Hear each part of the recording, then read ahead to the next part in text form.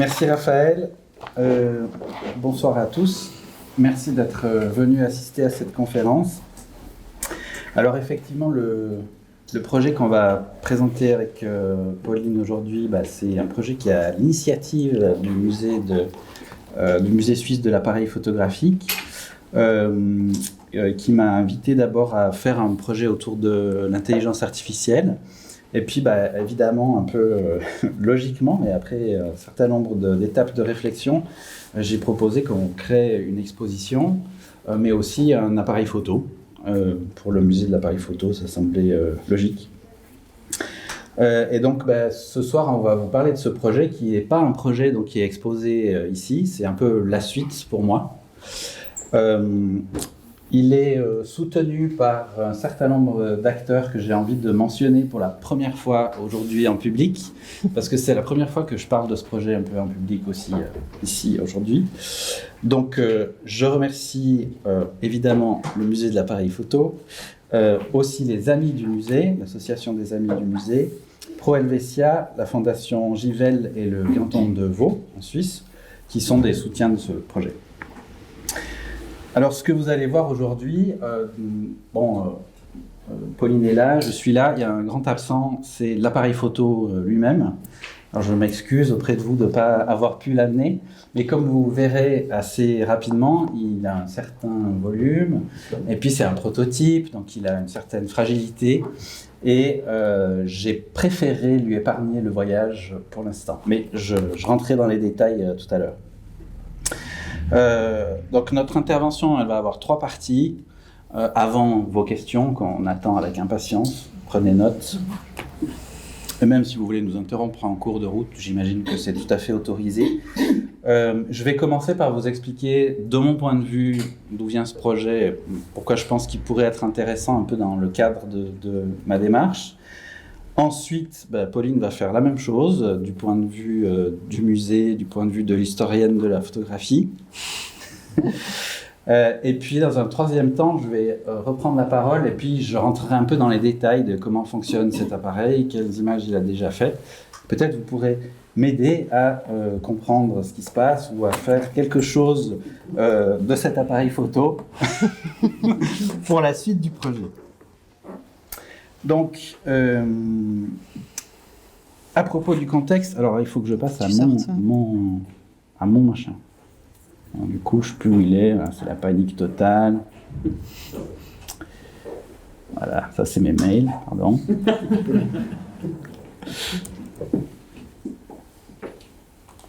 Alors, pour en venir au fait tout de suite, voilà à quoi il ressemble aujourd'hui. Donc ça c'est le prototype numéro 1 de cet appareil photo IA, je ne sais pas trop comment l'appeler, AI caméra, appareil photo IA, l'appareil photo du musée de l'appareil photo. Mais voilà à quoi il ressemble. Sa spécificité, c'est qu'on peut lui parler quand on fait des images. C'est la première caractéristique qu'on a décidé de développer dans le premier prototype. Donc il y a un bouton de chaque côté, il y a 2 poignées. Quand on appuie à gauche, on enregistre le son, et donc la parole du photographe. Quand on appuie à droite, on fait une photo. Quand on a enregistré une phrase, elle est mémorisée dans l'appareil, et toutes les images qui sont prises par l'objectif qui est devant vont être connotées par ce qu'on a dit à l'appareil. Voilà. C'est ça le principe de base. Il y a des boutons pour régler un peu les paramètres. Et puis, il y a un écran qui a une forme un peu bizarre, il est rond comme ça, un micro pour écouter ce qu'on raconte, et l'objectif devant. On verra plus en détail tout à l'heure. Le but de cette première partie de l'intervention, c'est de vous expliquer pourquoi j'en suis arrivé là. Donc, remontons un peu dans le temps, n'est-ce pas ? Depuis que j'ai commencé à faire de la photo, j'ai étudié la photo dans un moment un peu charnière où le numérique devenait quelque chose d'important dans la pratique professionnelle et artistique. Donc j'ai joué de différentes manières avec ce que le digital permet de faire. Qu'est-ce qui permet de faire le digital? Si j'essaye de faire des grandes catégories, ça permet de faire des travaux de montage ou de juxtaposition d'images, un peu comme on ferait dans un labo traditionnel. On fait des manipulations d'images qui sont tout à fait possibles autrement qu'en numérique. Ça, c'est la première catégorie. Ce qu'on peut faire d'autre aussi, c'est ce que moi j'aime bien appeler ça la translation ou le transcodage. C'est-à-dire qu'on va prendre une information qui appartient à un domaine particulier, là c'est la finance par exemple, et on va en faire une image photographique. Ben, ça c'est permis par tout un tas de manipulations numériques. On va utiliser un langage, dans cette série-là, celui du graphique économique, et on va en faire un autre langage. Un langage de photographie, d'architecture par exemple. Troisième grande catégorie, ce sera la dernière, c'est d'utiliser le numérique comme quelque chose qui permet de manipuler la matière première de l'image, de s'attaquer aux pixels, à l'information, aux data qui constituent l'image. Il y a plein de manières de le faire différentes, plein de sous-catégories, etc. Voilà un exemple avec la série Transform, où là c'est un peu une image qui est distordue, déformée, selon des règles prédéfinies. Et pour moi, l'intelligence artificielle, ça vient comme un élément supplémentaire, une autre capacité, un autre pouvoir, un autre super pouvoir qu'on peut avoir avec la transformation de l'image en quelque chose de numérique. Et c'est une perspective de recherche qui nous apparaît nouvelle parce que l'intelligence artificielle, j'entends, parce qu'on en entend parler dans le grand public depuis pas très longtemps. Hein. Je ne sais pas si vous avez vu passer des choses bizarres comme ça en 2022. C'est les premières images qu'on trouve dans des études, dans des papiers scientifiques sur la génération d'images par intelligence artificielle. Ça date il n'y a pas très longtemps, 3-4 ans. Non, et c'est un peu là, avec ce genre de produits visuels ou ce genre d'outils comme ChatGPT, qu'on a tous eu accès à ce concept, à cette idée de l'omniprésence de l'intelligence artificielle dans nos vies. Mais en réalité, c'est pas un domaine de recherche qui est récent. C'est un domaine de recherche qui est complètement lié à la naissance de la recherche en informatique, l'informatique lui-même. Donc, on s'aperçoit tout à coup qu'il y a ces capacités nouvelles permises par l'intelligence artificielle, mais moi, ce qui m'intéresse, c'est aussi le fait que ces nouvelles possibilités, en fait, elles sont un peu inscrites dans toute l'histoire de l'informatique, de la numérisation, de la digitalisation de nos objets culturels. Et ce qui se passe, c'est une suite logique, en fait. Autre chose qui me paraît intéressante, c'est que non seulement historiquement l'intelligence artificielle est présente depuis longtemps, mais en plus on l'utilise tous depuis longtemps.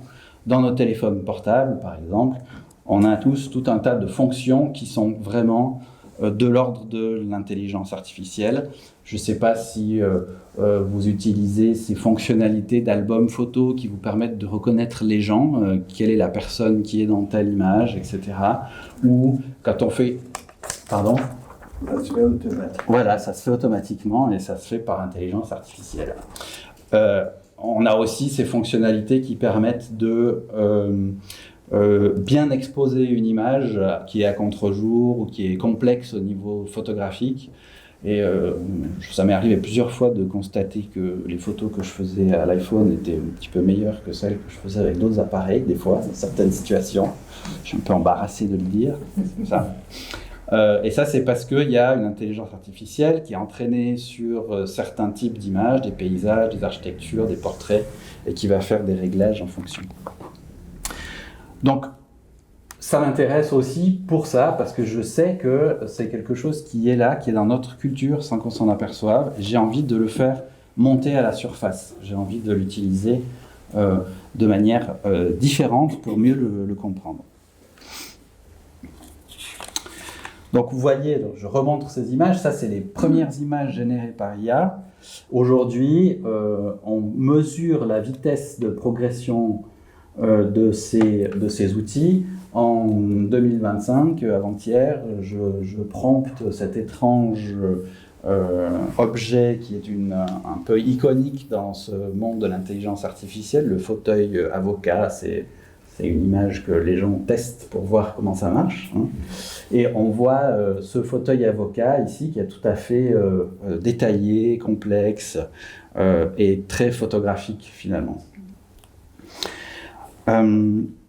Autre chose qui m'intéresse, m'inquiète, m'interroge par rapport à l'intelligence artificielle, c'est ce qui se passe avec le style, la patte d'un artiste ou d'un groupe d'artistes. Il devient presque open source aujourd'hui.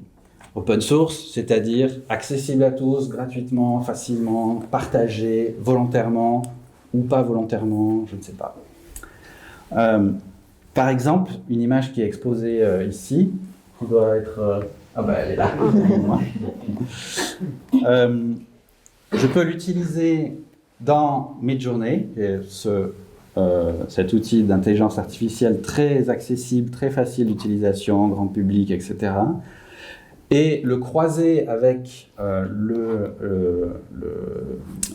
l'avocat, le fauteuil avocat de tout à l'heure, pour obtenir une image, on voit qui est très fortement connotée par mon propre style, en tout cas ce que je considère comme étant mon propre style, m'appartenir, n'est-ce pas, et j'obtiens cette image. Ça pose plein de questions sur où se trouve l'auteur, ou qu'est-ce qui m'appartient, où est mon style, si n'importe qui peut s'approprier une de mes images pour créer une image à la manière d'eux, n'est-ce pas? Donc il y a tout un spectre de postures qu'on peut adopter par rapport à cette question.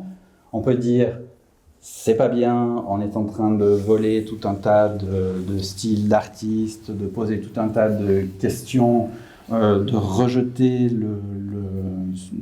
dans une sorte de zone obscure ce que c'est qu'être auteur.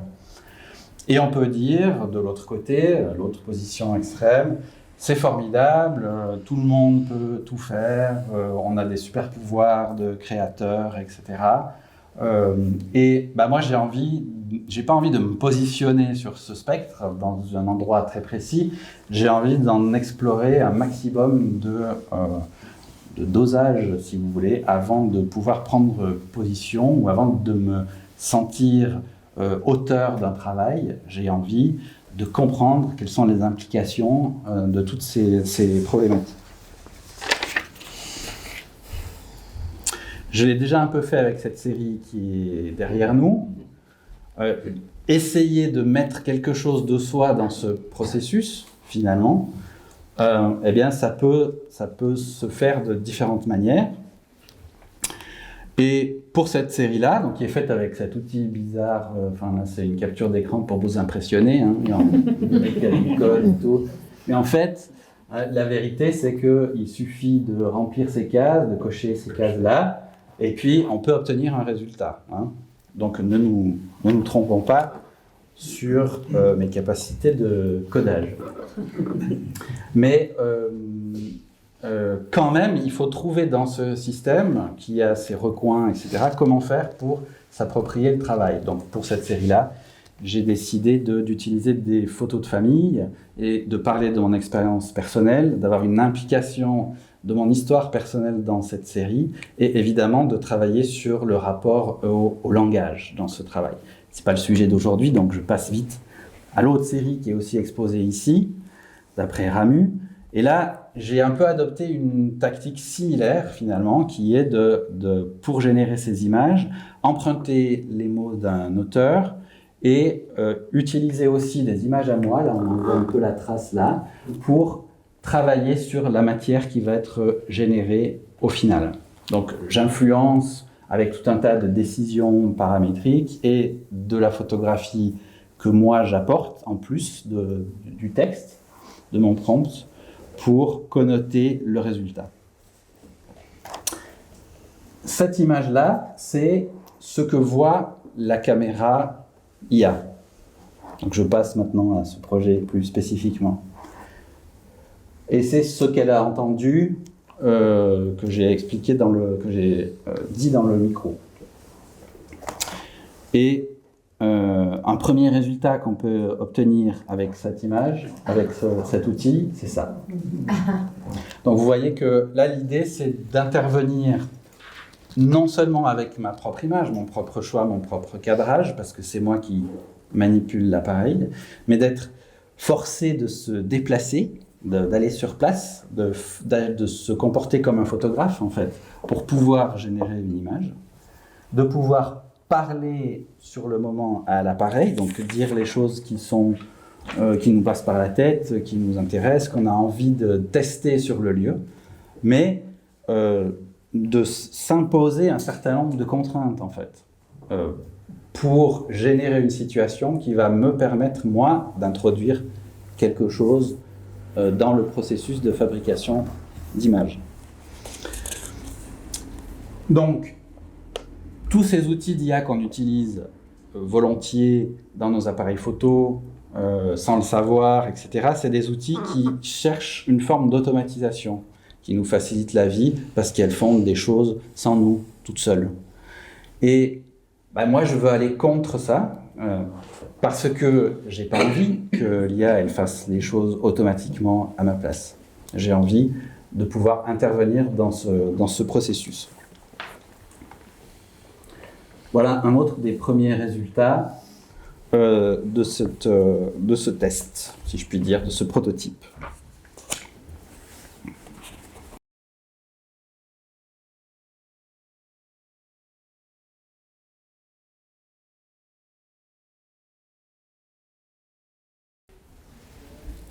Donc, la forme que le projet va prendre, c'est d'abord cet objet. Cet objet, il est important parce qu'il est à la base de ce que le projet peut produire. Il est bien accordé avec son premier réceptacle qui sera le musée de l'appareil photo. Mais évidemment, il y aura aussi une exposition de photos issues de ce projet, de cet appareil. Et puis, on va essayer d'expliquer le processus, un peu comme je le fais maintenant, mais d'une manière plus approfondie, plus globale, et peut-être d'une manière poétique aussi. Pourquoi est-ce qu'on a envie, dans le projet final, d'exposer le processus? C'est aussi parce que c'est un moyen de s'approprier le résultat.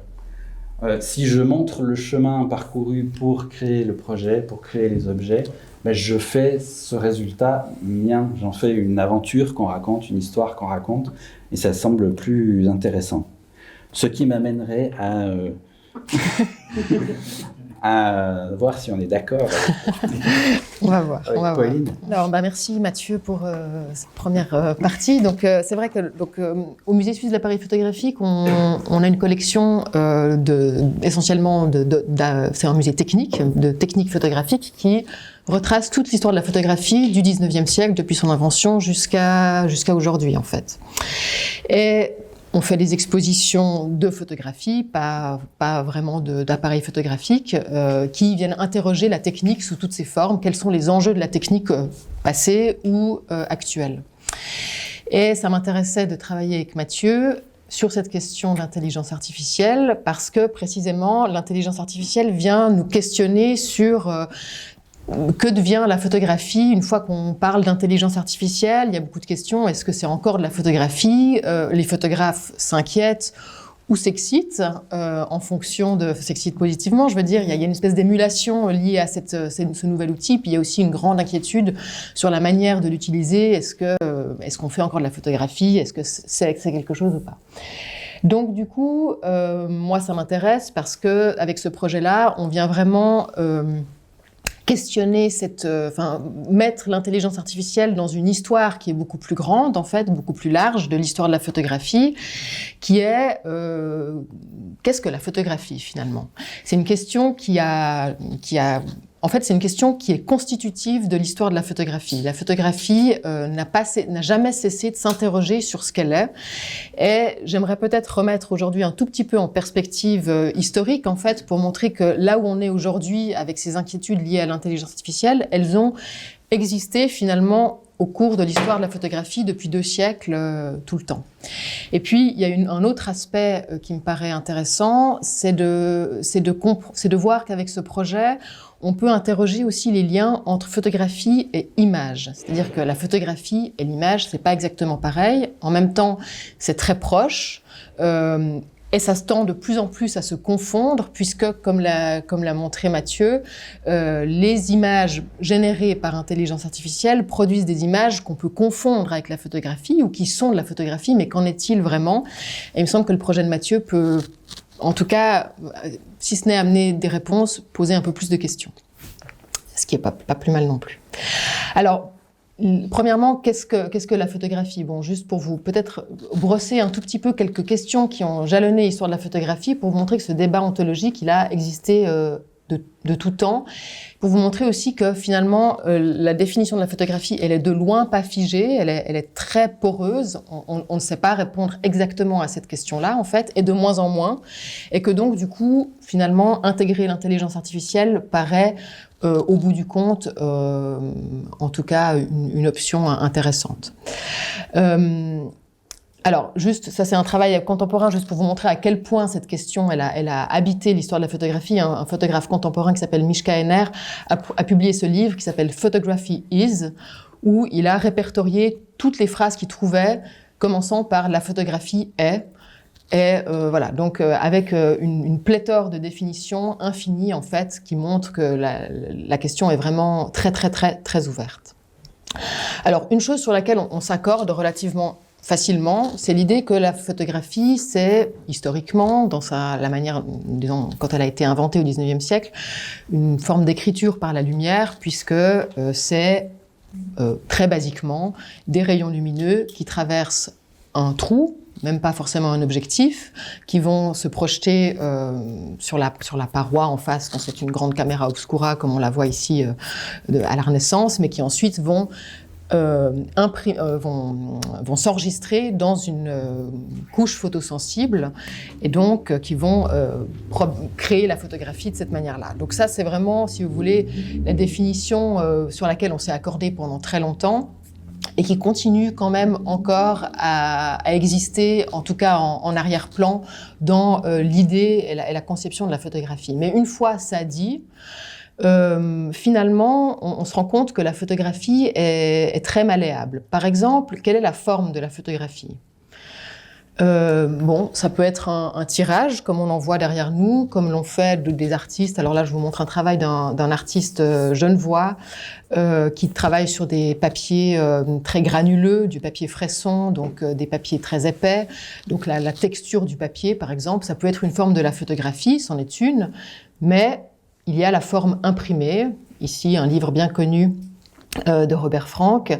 Et la forme imprimée, pour la photographie, elle est aussi juste que la forme sous tirage. C'est-à-dire qu'on ne peut pas le dire de la peinture, par exemple. La reproduction est toujours une reproduction. Alors qu'une photographie imprimée dans la presse ou dans un livre, elle est autant une photographie qu'un tirage d'exposition, comme on le voit ici. Mais la photographie, et c'est vraiment une banalité de le dire, elle prend aussi forme dans les projections, sur écran, et de nouveau, c'est une forme qui est sa forme véritable, c'est-à-dire que c'est pas un substitut. Une photographie sur un écran, sur un téléphone portable, aujourd'hui, c'est une forme de photographie légitime, tout autant que ce dont je viens vous parler tout à l'heure. Donc la photographie, elle est multiforme, elle est malléable, et elle n'a pas de forme première. Elle n'en a pas. Elle prend la forme qu'on lui donne en fonction des usages et des nécessités et des envies et des ambitions. Alors, on pourrait prendre la question un petit peu différemment. Quel est l'outil de la photographie? Peut-être que c'est par là qu'on peut essayer de comprendre, essayer de donner un cadre à la photographie. Quel est l'outil de la photographie? Alors bien sûr, on répondra assez spontanément que l'outil de la photographie, c'est l'appareil photographique, ici un Leica, voilà, avec un objectif, enfin un appareil très, très classique.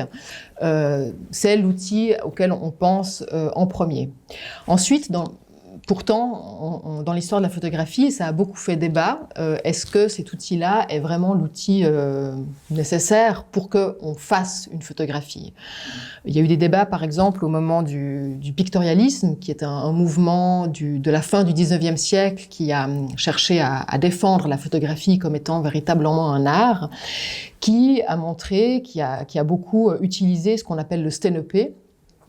Bon, là, je vous montre un sténopé contemporain, mais un sténopé qui donc est une boîte qui n'a pas d'objectif. Donc, l'objectif, finalement, n'est pas nécessaire à faire de la photographie. Bon, c'est une chose, mais en fait, l'appareil non plus n'est pas nécessaire à faire de la photographie, puisque dans les années 20, 30, au moment de la nouvelle objectivité, du surréalisme, des artistes comme Molinage et comme Man Ray, qui se sont d'ailleurs disputés l'invention du photogramme ou du rayogramme, comme l'a appelé Man Ray, sont des photographies qui se font sans appareil, puisqu'on pose des objets sur un papier photosensible dans la chambre noire, et les objets s'impriment, laissent leur marque, en fait. Alors, c'est une écriture par la lumière encore, mais sans appareil. Donc, pas besoin d'appareil photo pour faire de la photographie. Bon, mais finalement, bon, là on a encore une chambre noire, mais le numérique est passé par là. Et aujourd'hui, il y a des photographes, et il n'y en a pas très loin de moi d'ailleurs, qui font de la photographie sans utiliser d'appareil, sans chambre noire, et avec, alors là je vous montre un autre travail, mais en fait simplement un ordinateur. Là, je vous montre le travail d'une artiste qui habite à Vevey, Corinne Vionnet, qui, elle, mais il y en a, j'aurais pu donner beaucoup d'autres exemples, qui, elle, va chercher sur Internet des images. Alors, elle travaille sur la question du tourisme, de la photographie touristique, et qui va chercher des images toujours d'un monument touristique. Ici, vous voyez de quoi il s'agit. Et elle va assembler des milliers d'images les unes sur les autres pour montrer en fait que déjà le point de vue touristique est pas très inventif, c'est-à-dire qu'on a toujours le même point de vue, et puis pour créer des œuvres qui sont finalement très picturales. Donc il y a une accumulation d'images trouvées sur Internet, elle ne fait pas de photographie, elle utilise un ordinateur, et c'est son outil en fait. Donc là je vous montre deux autres images de cette série. Donc, l'outil du photographe, finalement, ne permet pas vraiment non plus de déterminer qu'est-ce que la photographie. On n'est pas tellement plus avancé avec ça. Alors, on pourrait se dire, et ça c'est un débat qui a eu lieu à la fin du 19e siècle, peut-être qu'alors il faudrait définir la photographie non pas par son outil, non pas par sa forme, mais par son aspect. À la fin du 19e siècle, toujours c'est les pictorialistes dont je vous parlais tout à l'heure, se sont beaucoup battus avec cette idée parce que, comme vous le savez peut-être, la photographie a été inventée en France. Bon, elle a été inventée aussi ailleurs, mais en France, elle a été inventée avec une technique qui s'appelle le daguerréotype. Première technique annoncée en 1839 et qui est une technique très nette, très brute en fait, et qui a beaucoup choqué au moment de son invention parce qu'on la trouvait très vulgaire en fait, vraiment anti-artistique au possible parce que beaucoup trop nette, montrant tous les détails qu'on voulait en général cacher. Donc les pictorialistes ont commencé à réfléchir à des façons de travailler le tirage après coup, pour le rendre plus artistique. Donc la retouche, la question de la manipulation de l'image existe depuis l'invention de la photographie et des photographes ont développé notamment des techniques qu'on appelle des techniques pigmentaires pour faire ressembler la photographie à une peinture, la rapprocher de la peinture qui était d'une certaine manière le modèle à atteindre. Mais le résultat, ça a été qu'on a des critiques ont dit mais c'est plus de la photographie, c'est de la peinture. Donc de quoi parle-t-on? Et donc on s'est dit peut-être qu'il faut commencer à définir la photographie par son aspect. Elle n'a pas le droit de ressembler à la peinture autant que ça. Il faut qu'elle garde son aspect photographique qui serait un minimum acceptable de netteté, qui était un peu son principe de base, si vous voulez. Bon. On peut être convaincu de cette idée, on peut ne pas l'être, mais l'idée de définir la photographie par son aspect a existé, et peut-être qu'aujourd'hui, avec l'intelligence artificielle, on peut se reposer la question. En tout cas, on voit bien que ces questions-là d'aspect sont vraiment importantes, parce que ça ressemble à de la photographie. Est-ce que c'en est vraiment? Est-ce que c'en est? On ne sait pas trop. Cette question-là est aussi ouverte. Alors, d'autres questions qui se posent. Est-ce que la photographie a un lien spécifique au réel ? On l'a beaucoup pensé, on l'a beaucoup dit, notamment dans les théories des années 1970-1980, avec l'idée que la photographie serait vraiment aurait un lien très particulier au réel parce que précisément elle est une empreinte, elle aurait un lien qu'on dit indiciel avec la photographie, la lumière s'imprime sur un négatif et donc elle serait, si vous voulez, une preuve, une empreinte au même titre qu'un pas dans la boue parce qu'elle laisse sa trace. Donc pas un art d'imitation, mais un art qui garde une trace indicielle au réel et donc vraiment un lien très très particulier à la réalité et au réel. Ça, c'est des théories qui ont été développées dans les années 70-80, notamment par Roland Barthes, mais d'autres aussi. Mais de nouveau, le numérique est passé par là et on s'est interrogé sur ce lien indiciel à la photographie. Est-ce que vraiment c'est le cas ? Et puis, avec le numérique, les photographes se sont interrogés, notamment, par exemple, Thomas Roof. Alors, le numérique, bien sûr, il y a une révolution technique. C'est qu'on n'est plus face à des selles d'argent qui sont travaillées par la lumière, mais face à un code et une image ensuite retranscrite sur ordinateur. Et Thomas Roof a fait ce travail dans les années 2000 où il a repris des images sur Internet d'événements très connus. Et ce qu'il a fait, c'est qu'il a bougé chaque pixel de l'image pour arriver à une image qui ne soit en rien une photographie, puisque chaque pixel, il n'y a plus d'enregistrement. Il n'y a plus de traces d'enregistrement et en même temps l'image est complètement reconnaissable. Et on a cette impression de photographie, ce lien au réel dont je vous parlais tout à l'heure, qui reste palpable en fait. Cette immédiateté de reconnaissance, cette chose tellement spécifique de la photographie. Donc il y a quelque chose d'un peu particulier, c'est-à-dire même quand c'est plus une empreinte, ça garde cette trace d'empreinte visuelle. On sait pas trop comment faire avec ça. Et puis, on peut se demander de quel réel on parle finalement, parce qu'on parle d'une réalité extérieure, mais aujourd'hui, on sait bien que le virtuel et le numérique sont des réalités aussi tangibles, aussi vraies que la réalité de cette table qui est devant moi. Le numérique construit la réalité presque autant que le monde qui nous entoure. Et des photographes comme des artistes, comment faut-il les appeler, en tout cas comme Richard Kolker, font de la photographie de jeux vidéo et de mondes numériques qui n'existent que dans le monde numérique, mais qui finalement font penser à des ambiances très réelles. Sont-ils encore dans le domaine de la photographie ? C'est une question qu'on peut poser. Ou, dernier exemple, à l'inverse, des photographes qui ne montrent rien, qui travaillent avec la lumière, des papiers qui sont touchés par la lumière, mais on n'est que face à du papier en fait, donc pas de représentation. Alors ça m'amène à ma deuxième question, je vais essayer d'aller un peu vite, mais toi aussi tu as dépassé ton temps, donc je me permets de le faire un petit peu. J'ai dépassé que de 5 minutes. Oui, mais attends, je vais aller vite. La deuxième question que pose l'intelligence artificielle, c'est que, alors du coup, bon, on est un peu perdu. Je vous ai pas tellement amené de réponse en fait. Qu'est-ce que la photographie ? Ben voilà. On n'est pas plus avancé, mais je pense que c'est vraiment un élément hyper important à garder en tête quand on parle de photographie, c'est que précisément la photographie n'arrête pas de se réinventer, et ça fait vraiment partie de son ADN. Alors, un pas plus loin, c'est quels sont les liens entre photographie et image ? Image, c'est un terme hyper large. Une image, c'est tout et n'importe quoi. Et l'intelligence artificielle, par excellence, les images générées par intelligence artificielle sont en tout cas des images. Mais le lien à la photographie est très fort. C'est-à-dire que l'inquiétude, elle est surtout chez les photographes. Elle n'est pas tellement chez les peintres, elle n'est pas tellement chez les sculpteurs, elle est chez les photographes. Que va nous faire l'IA par rapport à notre domaine de création ?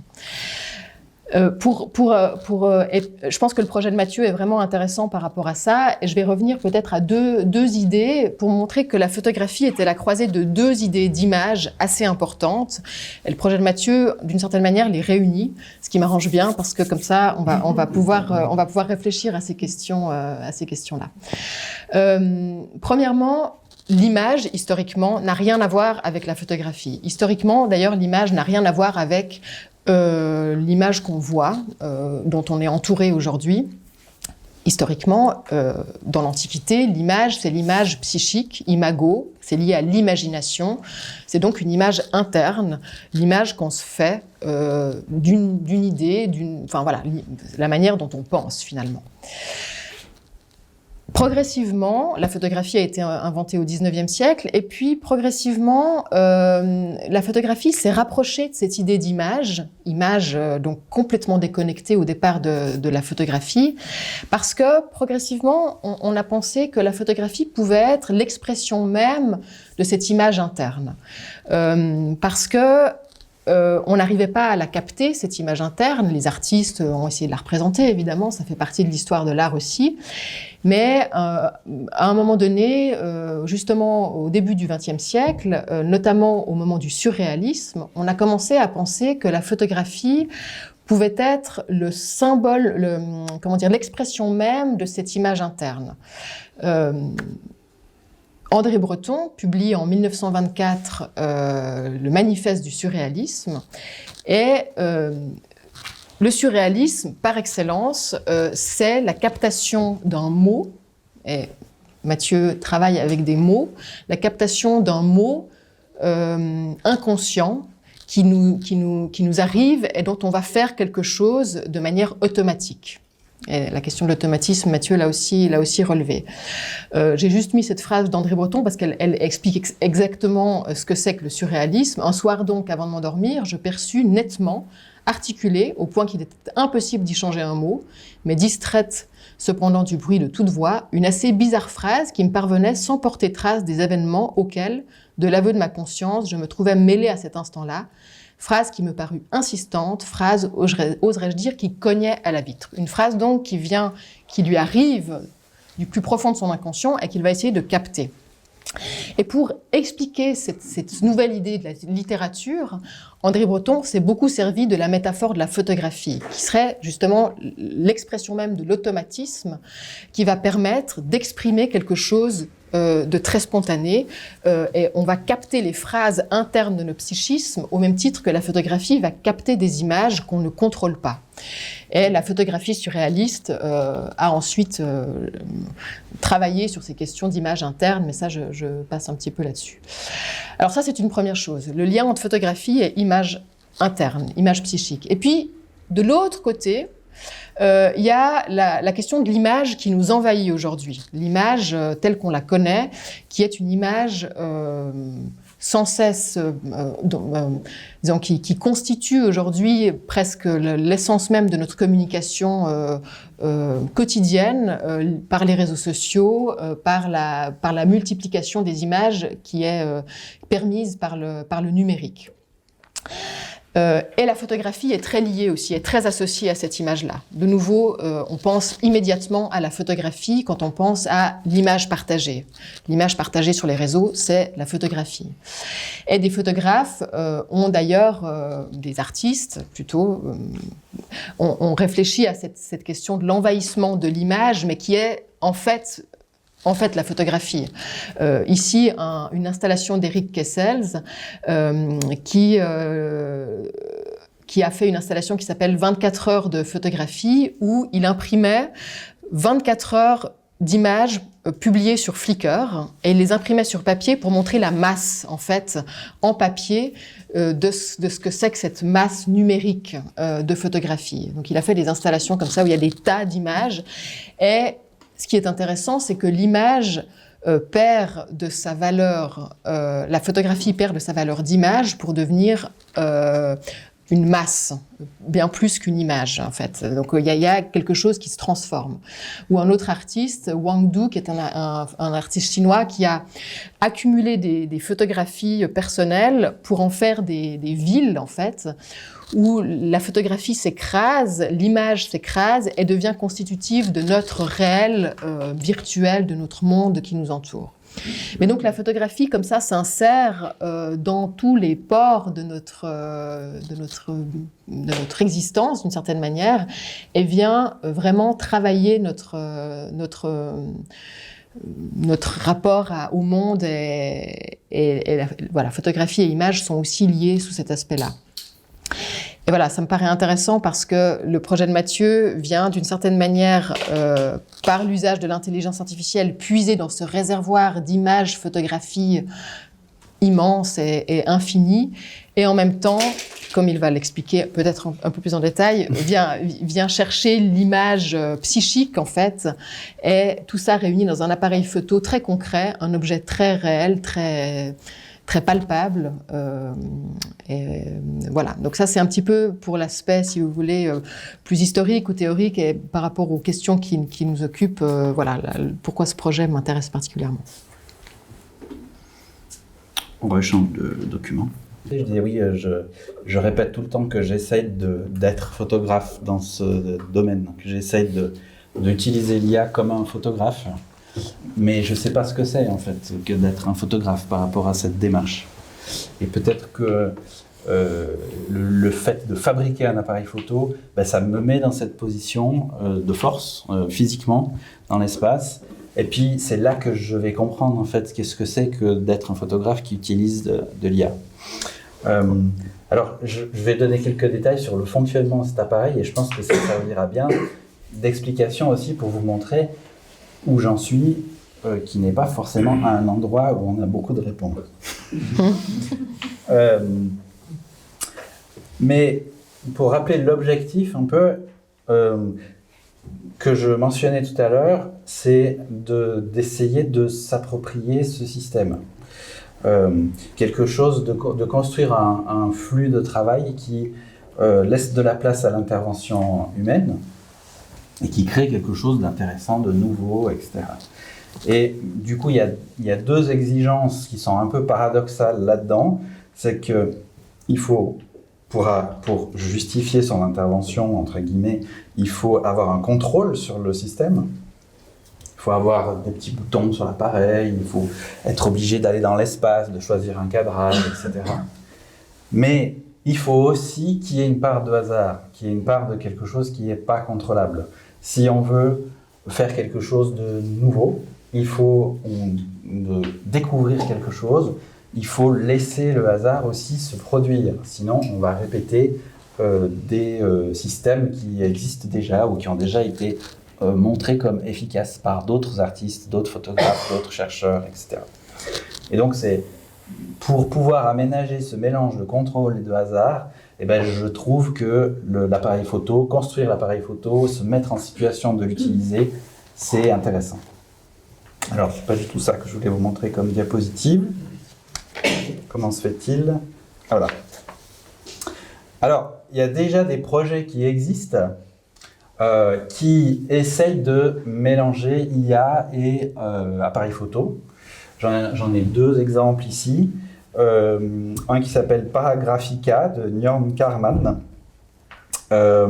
C'est une caméra aveugle en fait, c'est-à-dire qu'il n'y a pas d'objectif. Et quand on appuie sur le déclencheur, la caméra détecte où elle se trouve avec un GPS et génère avec la météo du jour, l'emplacement et quelques autres détails, une description du lieu qui est ensuite générée par une IA générative d'images. Super idée, super projet. Il n'y a même plus de captation d'images. C'est l'endroit où on se trouve qui permet d'avoir les informations nécessaires. Autre projet de Jasper van Leunen, qui est la black box. Donc là, on utilise l'IA comme un filtre en fait. Donc il y a un appareil photo avec un viseur optique qui réfléchit l'image qui est en face. On prend la photo et le système va décrire l'image textuellement, puis la faire générer par donc il y a un double sens, si vous voulez, qui est utilisé pour régénérer une interprétation de ce qui est photographié à travers ce filtre des IA génératives. Ces deux systèmes, ils ont besoin, pour traiter l'information, d'être connectés au réseau. Ils ont besoin d'avoir les informations du réseau ou de faire traiter les images par un ordinateur qui est à distance. Moi, j'ai décidé d'essayer de faire en sorte de ne pas avoir besoin de réseau pour tout un tas de raisons, mais surtout pour avoir une contrainte supplémentaire et créer un système différent, en fait. Bien sûr, ça va me permettre d'aller où j'ai envie, mais ça va aussi m'obliger à avoir une machine dans l'appareil photo qui est suffisamment performante pour faire toutes les opérations de génération d'images depuis l'intérieur de l'appareil. Donc ça impose un certain nombre de contraintes. L'autre limitation qui n'est pas du tout illustrée par cette image, c'est que l'appareil doit pouvoir fonctionner sur batterie puisque on ne veut pas avoir un fil à la patte. Mais dans cet appareil, qu'est-ce qu'il y a? Il y a un ordinateur, forcément, une forme miniaturisée d'un ordinateur, c'est selon. Donc il va y avoir tout un tas de contraintes par rapport à la consommation électrique de l'appareil et à la portabilité de l'appareil qui font que les modèles d'intelligence artificielle qui vont être dedans et le hardware, si vous voulez, l'ordinateur qui va être dedans, doivent être extrêmement légers et économes, sinon ça ne marchera pas.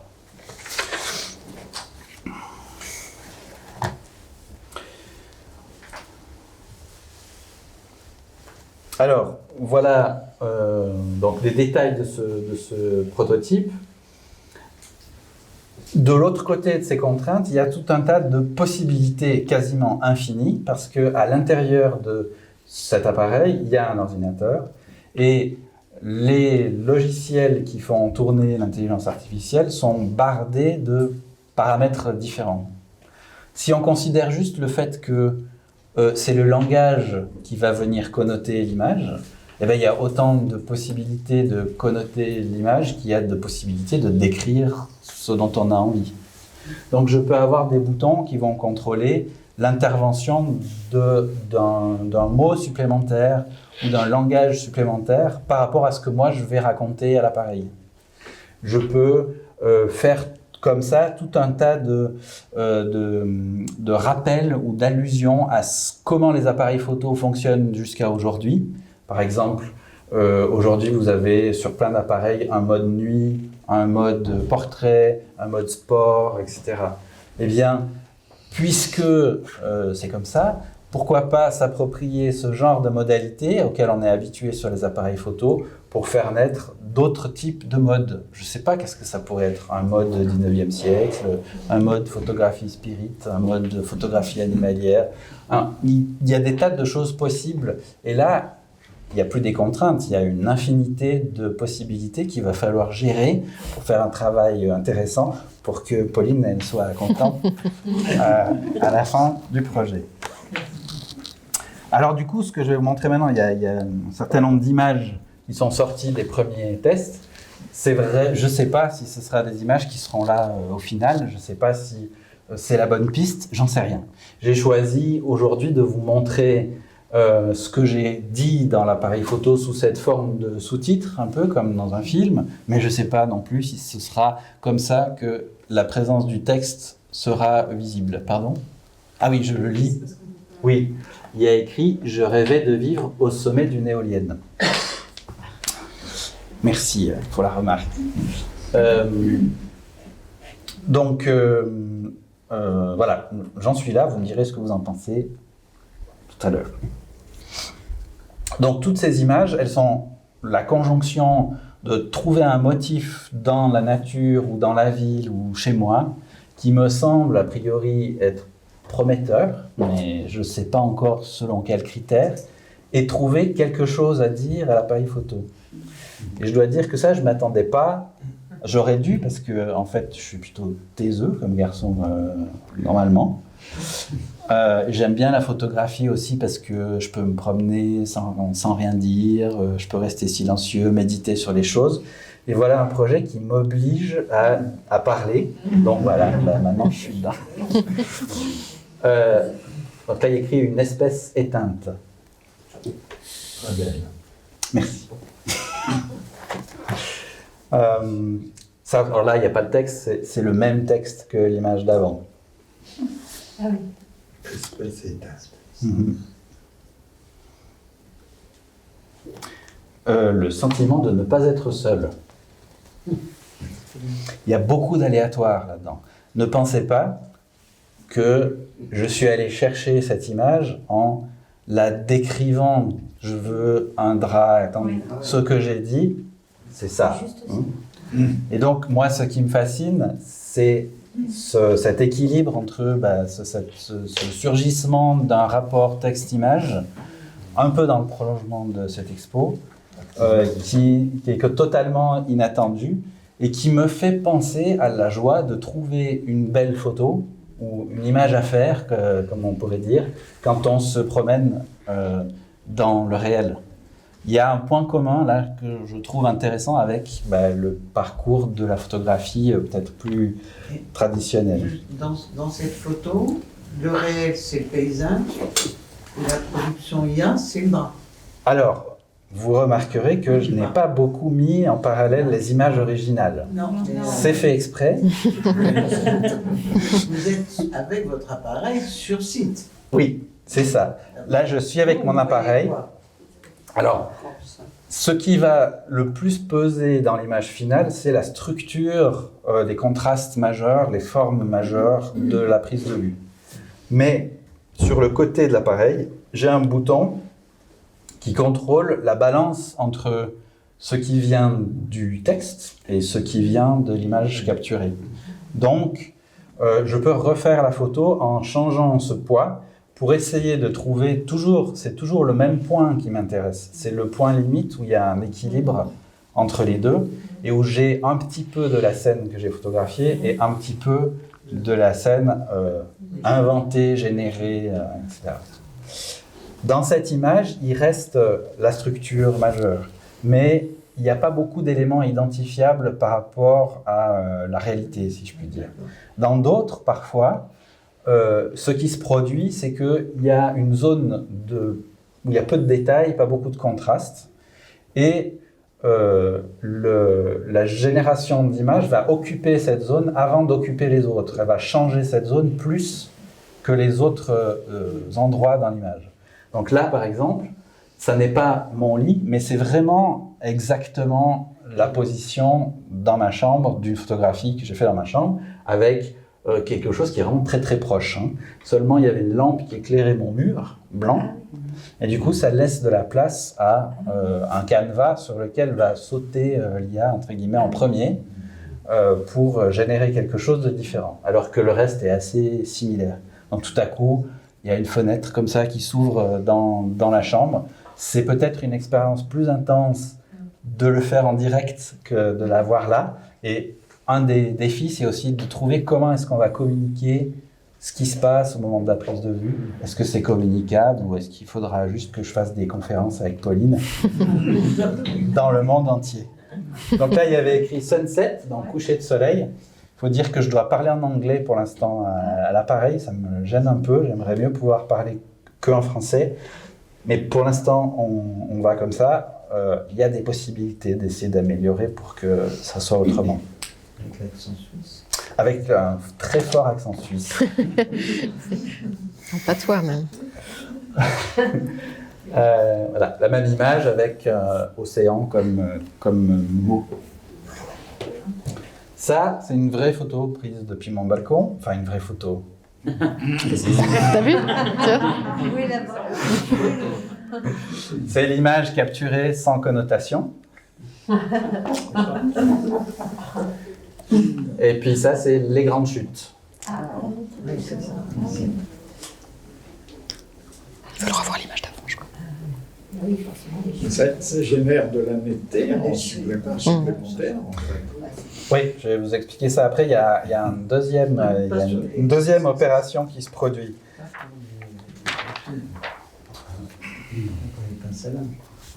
Oh, pardon. Une présence étrange.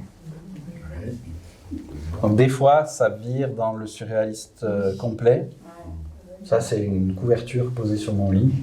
Et j'ai beaucoup travaillé dans ma chambre.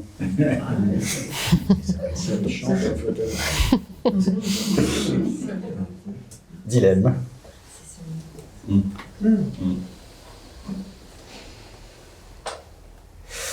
Donc vous parliez de netteté. Là, c'est un avant-après. Ce que je vais appeler, parce que j'aime bien l'appeler comme ça, l'agrandissement. Comme en photographie, on fait cette opération en argentique d'agrandir le négatif pour en faire un tirage papier avec un agrandisseur qui projette sur le papier sensible l'image. Eh bien, on peut faire une opération littéralement d'agrandissement de ce qui sort de l'appareil photo, qui fait très peu de pixels. En fait, ça fait 512 par 512 pixels pour les raisons d'économie que je vous le disais tout à l'heure. Et donc, pour pouvoir avoir une image qui soit imprimable en expo, plus grande, etc., on va, dans un deuxième temps, au laboratoire, la passer dans une autre IA qui est faite exprès pour agrandir les images, ajouter du détail et tout ça. Et ça donne la possibilité de répéter le même prompt, le même texte, pour reconnoter les détails qui sont ajoutés. Et dans un autre projet, ou dans le même projet, j'en sais rien, on pourrait aussi choisir tout à coup de connoter différemment et à l'agrandissement de complètement changer ou basculer ce qui est produit. J'aime bien cette idée, mais on ne peut pas tout faire en même temps dans le même projet, donc c'est un autre projet. Donc voilà, ça c'est un exemple de la sortie brute de la caméra.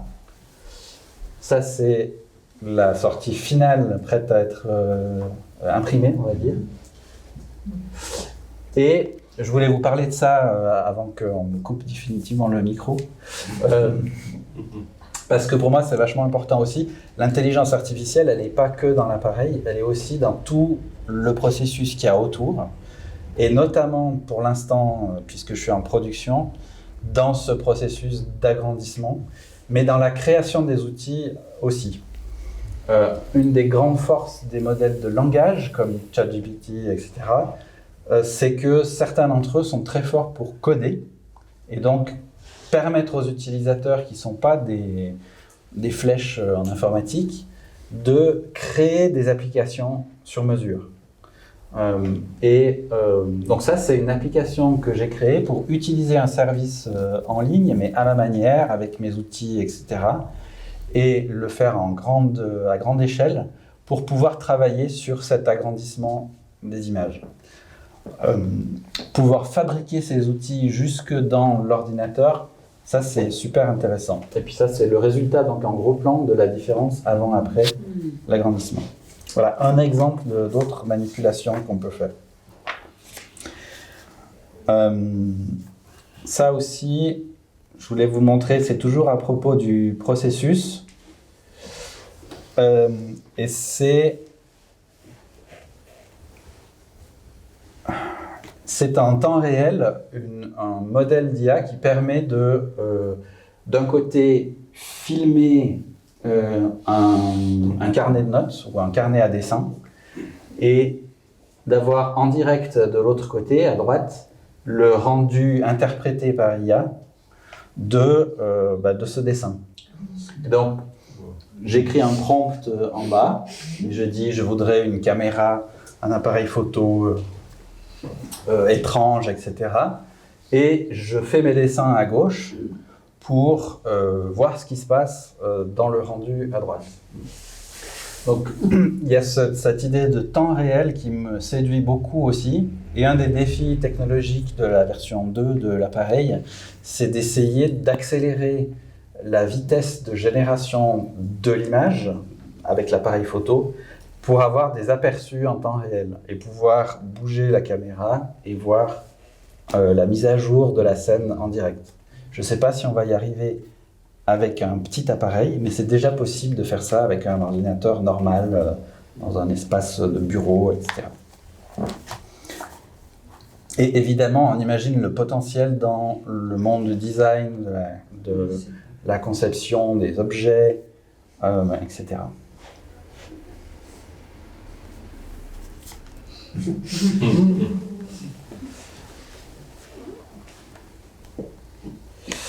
Voilà. Après, j'ai encore quelques photos souvenirs à vous montrer.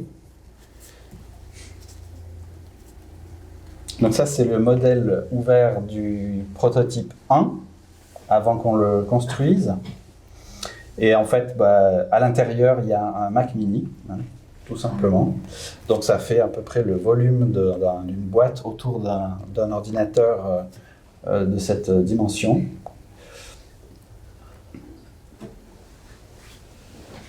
Et il y a toute une électronique à l'extérieur qui permet de gérer tous les contrôles. On a imprimé en 3D la texture principale, enfin la structure principale de l'objet.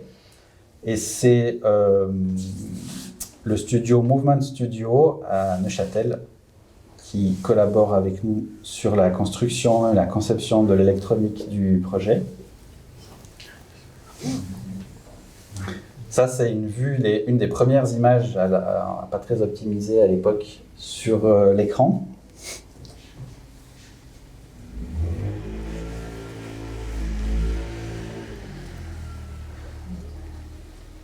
Sébastien Matos qui s'occupe de la programmation. Voilà l'image de côté. Regardez comme il est beau. Il est beau. Et évidemment, le fait de designer l'objet permet de penser complètement autrement toute la problématique. On fait un peu du design prospectif comme ça. Il n'y a rien de tel que fabriquer quelque chose de tangible, mettre en forme ces concepts un peu bizarres, un peu fous, pour s'y coller véritablement, pour aller marcher dans l'espace, appuyer sur les boutons, contrôler les trucs. Il y a plein de choses qui se sont déjà passées juste avec peut-être 2-3 mois de pratique de ce premier prototype, qui sont extrêmement riches et extrêmement intéressants.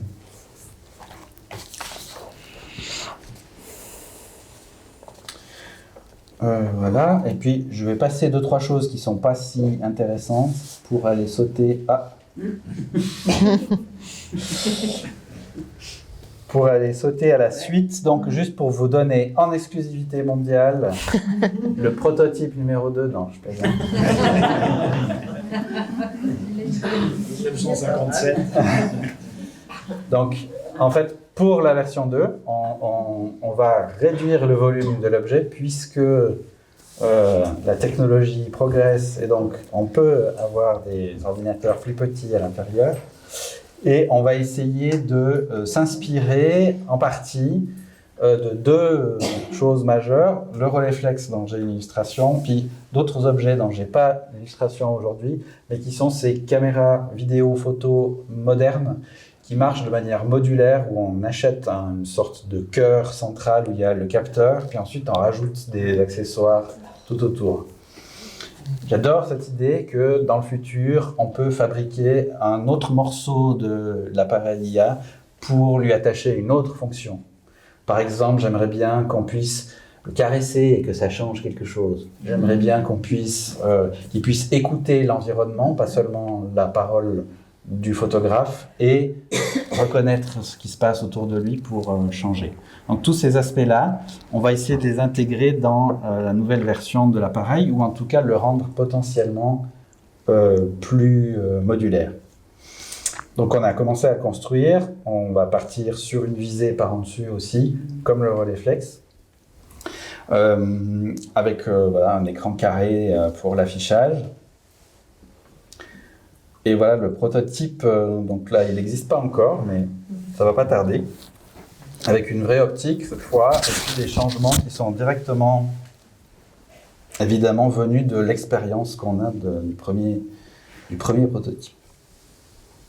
Et donc les parties de côté vont se débrancher pour pouvoir être changées et pour pouvoir adopter des fonctions différentes en fonction du lieu et de ce qu'on veut comprendre de ces outils. Voilà. Et puis, alors ça c'est juste, je vous montre peut-être pas la vidéo parce que j'ai pas envie que ça prenne trop de temps, mais j'aimerais juste mentionner le nom de Memo Akten, qui est un artiste chercheur turc qui vit à Los Angeles ou à San Francisco, je ne sais plus, et qui a créé le premier système un peu inspirant ou qui inspire ce projet, qui est aussi un rendu en direct d'une interprétation en live d'une image par une IA, et c'était en 2017. Donc vous voyez que c'est pas c'est pas une idée toute neuve, et c'est important qu'il soit cité dans le développement de ce projet. Et puis pour finir, je vais me taire et je vais juste vous montrer encore quelques images.